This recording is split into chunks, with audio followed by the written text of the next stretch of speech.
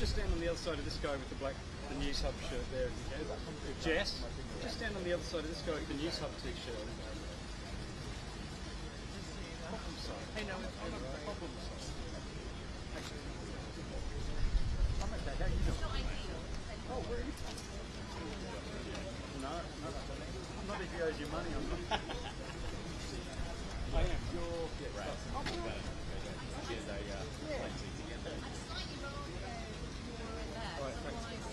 Okay, just be where I can see you, or it's. I think you're going to be right in the way. There you go, Jonathan. Comfort is key. Thank you, John Henning.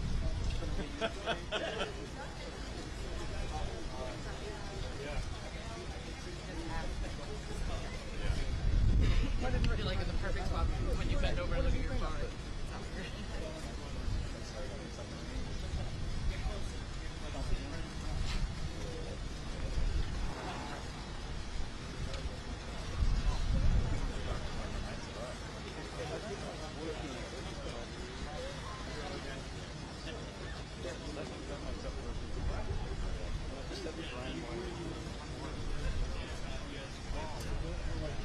I just think I will by a second bottle. That's going to be my idea. Oh, okay. So I'll have this and I can take photos as well. Yeah, so we go back into the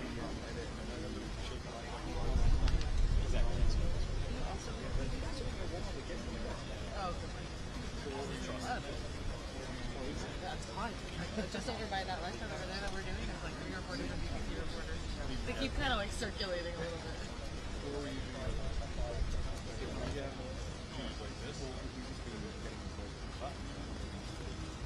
And what do you think of the new guys? so far, they have not let me down. There's Is he just in life after the video? It's just out of a That's awesome. Yeah, keep it like that. keeping nautical.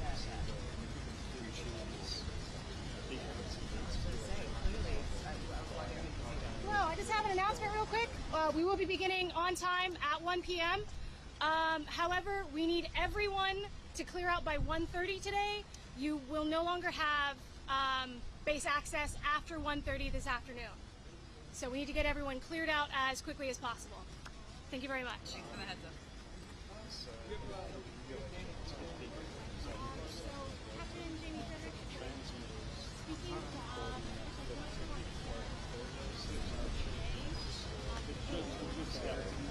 So that's probably the little transmitter for There was a problem with Haiti. yeah.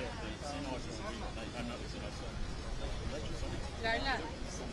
Yeah, so a company called Saxco came up with applied for the patent so but it's changed recently and a lot of companies are making specific US Oh, I'm not worried at all. I'm just here to make sure this shot stays in my life. DJ. So heads up.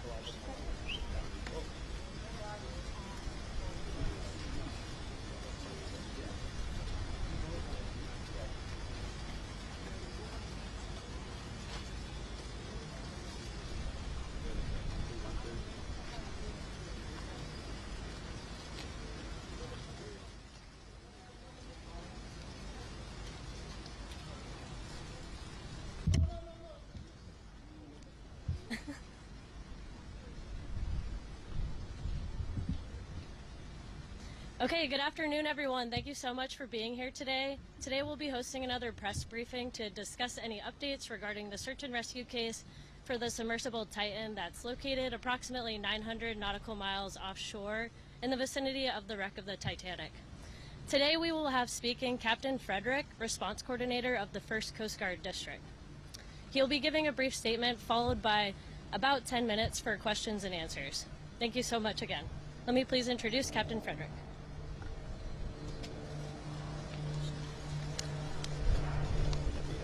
Team up here.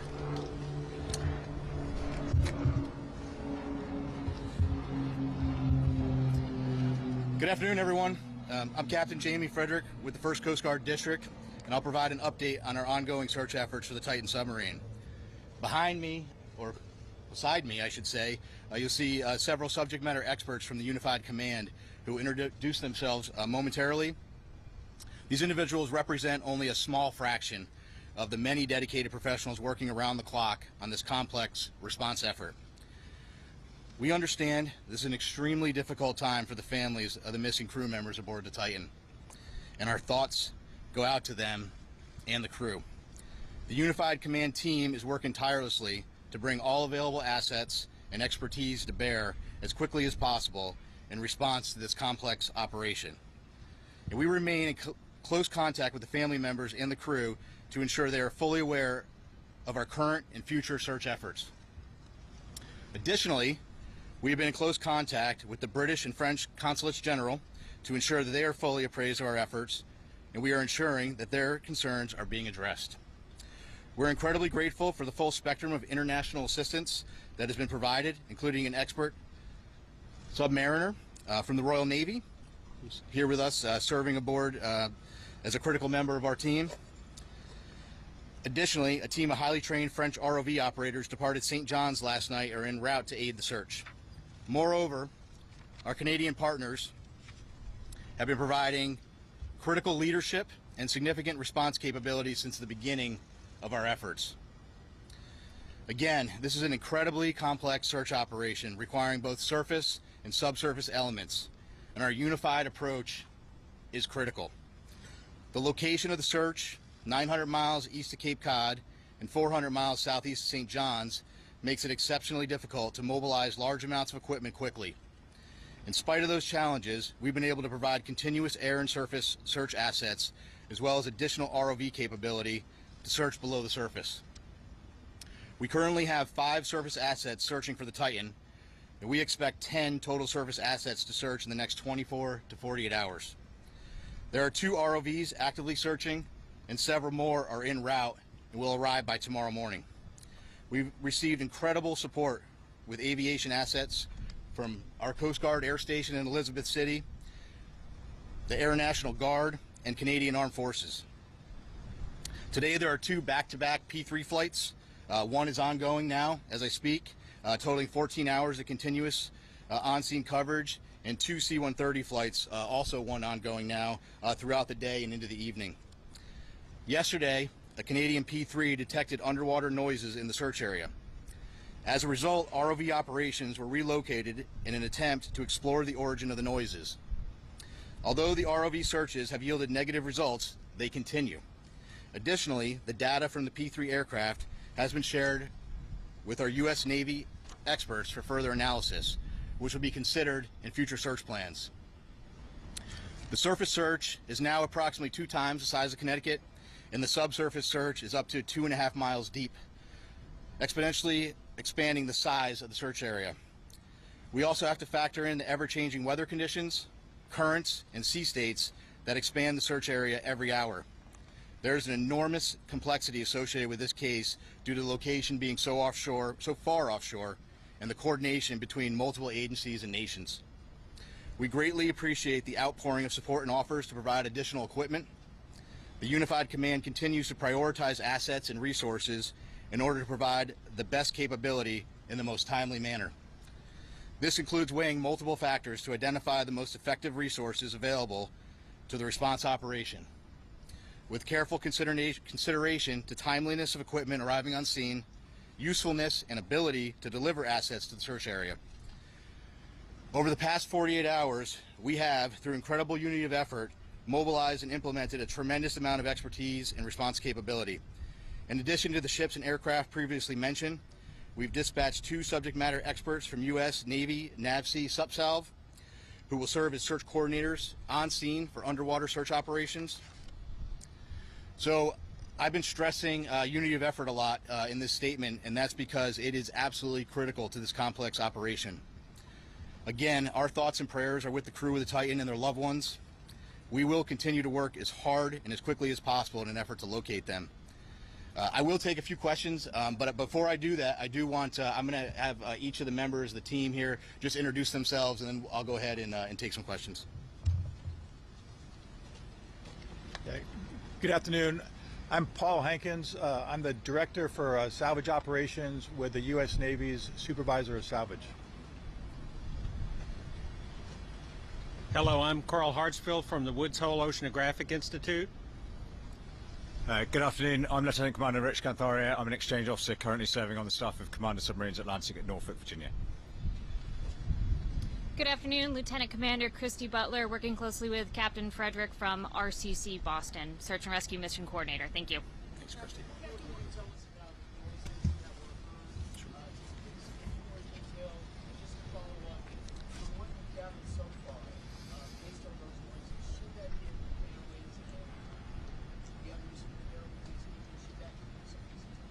So a couple things. One, I think when you're in the middle of a search and rescue case, you always have hope.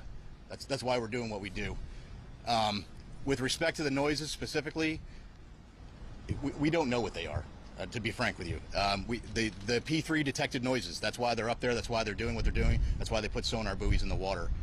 The good news is, what I can tell you is we're searching in the area where the noises were detected, and we'll continue to do so. And we hope that when we're able to get additional ROVs, which will be there in the morning, the intent will be to continue to search in those areas where the noises were detected, and if they're continuing to be detected, and then put additional ROVs down in the last known position where the search was originally taking place. Yeah, these noises were coming at regular 30-minute intervals as reported. I hadn't heard 30-minute intervals. So here's what I can tell you. I am not a trained ear for underwater aquatics. That's why we have a team of experts that are analyzing that data. That data was sent immediately to the Navy last night, and it was analyzed overnight. They're still looking at it, but I can tell you that it's inconclusive. But again, I think the important piece is we're searching in the area where the noises were detected. Captain, you didn't talk about a timeline. Can you talk about what timeline you're working on in conjunction with the teams that are there? It's a timeline in what respect? How much oxygen they have left on? Oh, okay. Well, in terms of, so we talked about the oxygen number. I think you're all tracking the oxygen number. I think there's an important point with that, though. The oxygen, that's just one piece of data, right? There are a lot of pieces of data that we need to consider, and we're continuously looking at that, and we'll continuously do that throughout the search. But that's not the only thing that's important, right? And right now our efforts are solely focused on the search. That certainly is a dialogue that's happening. But we're focused on searching at this point. And this is a recovery or a rescue at this point? Oh, this is a search and rescue mission, 100%. We are smack dab in the middle of search and rescue, and we'll continue to put every available asset that we have in an effort to find the Titan and the crew members. Captain, are those ROVs, and can you confirm that some sort of rectangular object has been spotted? There was some sort of report about that, I don't know. So a couple things. So the ROVs, each ROV brings different capability. The ROVs that are diving today, Paul, what's the depth on the 4,000 meters. 4,000 meters.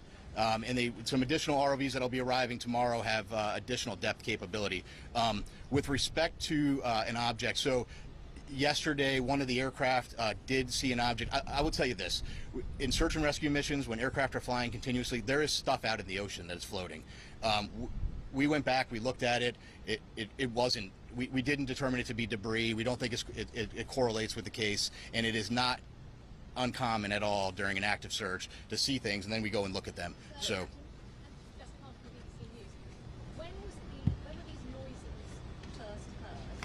How long did they persist for? And if I could also ask, do you have any information in terms of food and water that then might have on board the site? Yeah. So so several P3 flights have heard the noises as yesterday, and we put assets there. We relocated assets immediately. With respect to food and water, it's my understanding there are some limited rations. I can't tell you exactly how much they have aboard, but they do have some limited rations aboard the vessel. Speaking to the families, how much hope can you give them after hearing those Listen, I think you need to be careful.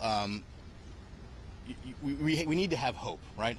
But I can't tell you what the noises are. But what I can tell you is, and I think this is the most important point, we're searching where the noises are, and that's all we can do at this point. Captain, there's Captain, there's a clue right now about the status of the submersible and the noise, and are the noises continuing now at this stop? So I just wanted to. So it was my understanding that the P3 had heard some noises today as well.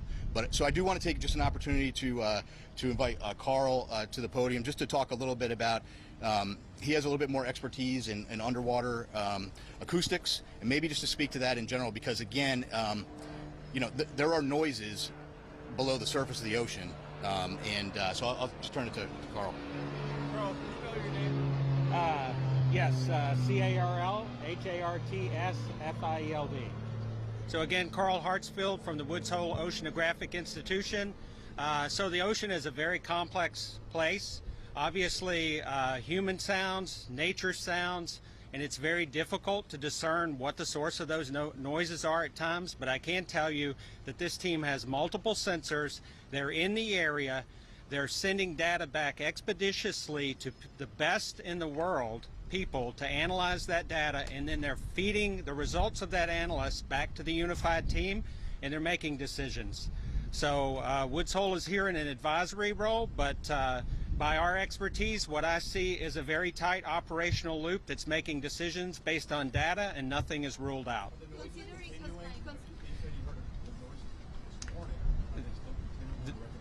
There have been multiple reports of noises, and every one of those noises is being analyzed, tracked, looked for patterns, and reported upon. Can you describe what the noise? Can you describe what the noise sounds like that they're hearing? Well, you know, the noise is, again, very complex in the ocean. You have to be an acoustic analysis, and you have to have context. They're trying to put all the pieces together. The noises have been described as banging noises. But again, they have to put the whole picture together in context, and they have to eliminate potential man-made sources other than the Titan. Is it possible that a ship in the ocean, or even some mammals out there could mimic that kind of sound? So I can tell you from my experience with acoustics that there are sounds by biologics that sound man-made to the untrained ear, but I can assure you that the people listening to these tapes are trained. There are a lot of vessels in the area, and they each make noise, right? So all of that has to be eliminated, and it's analysis over time. Plus, as the captain said, the team is searching in the right area. So if you continue to do the analysis, look for different patterns, and search in the right area, you're doing the best you possibly can do with the best people on the case. And Captain, apparently there was a deep ocean salvage system flyway that was sent there to the location. Can you tell if it's on site yet, and how it operates, and how long it would take to rescue it with that tape? Which system is he speaking about? Do you know the system? What's the system that you're talking about? It's called a flyway deep ocean salvage system. That's just a hydraulic. Yeah. A crane. Yeah. So that's what I thought. So that's a piece of equipment. It's a crane piece of equipment. There are a lot of pieces of equipment flowing in through St. John's right now. One thing I did want to mention, I think it's important. Some of the ROV capability that's arriving soon is really great, incredible capability. One thing I want to point out is that French team that's coming in to serve aboard with their equipment aboard a French ship. They bring some state-of-the-art equipment, and so once they get on, we're going to have more assets down to look, and we'll continue to put them where we think the best location is. But if you were the search area expanded, how many days passed? Are you still optimistic that you're gonna find them? So how many days? Did you just how many days? So How many days? well, so we have to remain optimistic and hopeful when you're in a search and rescue case. So we're right in the middle of the search and rescue case. So I don't want to get into a discussion about when that would end with respect to this case. What I will tell you, though, I'm happy to explain to you kind of how that process were to work. The Coast Guard prosecutes search and rescue cases on a daily basis, and sometimes we don't find what we're looking for, and you have to carefully consider all of the factors, and there are a lot of factors you consider. And then after you consider all of those factors, sometimes you're in a position where you have to make a tough decision. We're not there yet, but if we continue to search, potentially we could be at that point. But again, we're not there yet, and that's a discussion that we will have with the family long before I'm going to discuss that here publicly. What does the rest of the operation look like? What does the rest of the operation look like? I'm sorry, ma'am. Likelihood that they can survive beyond tomorrow morning when the oxygen is expected. Yeah, so I can't put a number on the I'm not going to put a percent. I don't have a percentage number. What I would tell you is that is just one data point, and there are more data points than that we have to look at. So right now we continue to search, and we'll have that later.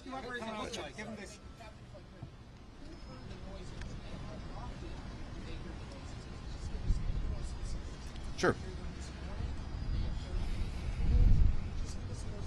So the report. So the noises were heard by a Canadian P3, and that was this morning and some yesterday. I don't know specifically or they're 30-minute intervals, but again, I really think the important point to that is we're in the air, we're searching there. We moved assets and we're searching there, and we'll continue to do so. What would the rest of the operation look like? Go ahead. And I don't know if you mentioned this yet, but is the vessel itself, what's the likelihood that it's actually still operable at this hour, the vessel itself? Yeah, I don't. So listen, whether it's operable or whether it's sitting on the ocean floor, whether it's in the sea column, whether it's in the surface, it's all speculation, and we're just not in the business of speculation. We're in the business of searching, and we're putting everything we can with the data we have to search for the vessel. And I think we'll take one more question. Go ahead, sorry. A bit more about the role of the Navy and the assistance being provided as well as Yeah. So we asked for some additional subsurface support, and we got that through the Navy, through a liaison officer. He's just one of many team members, and we're greatly appreciative of the British government and all the support they've given us. Can we expect a daily update now on this? So I think the plan will be to do a daily like this. I'm not going to lock into that right now, but we'll keep you informed, and certainly if there's any major developments, we'll let you know. Thank you very much. Really, did you say submarine? Sir, are you saying submarines are assisting? Thank you so much for attending today's press briefing. That will Royal conclude Navy all submarine questions. assisting? Whatever. Excuse me, sorry. You said subsurface, right? No. What does that mean? They say no? Tom. Said no.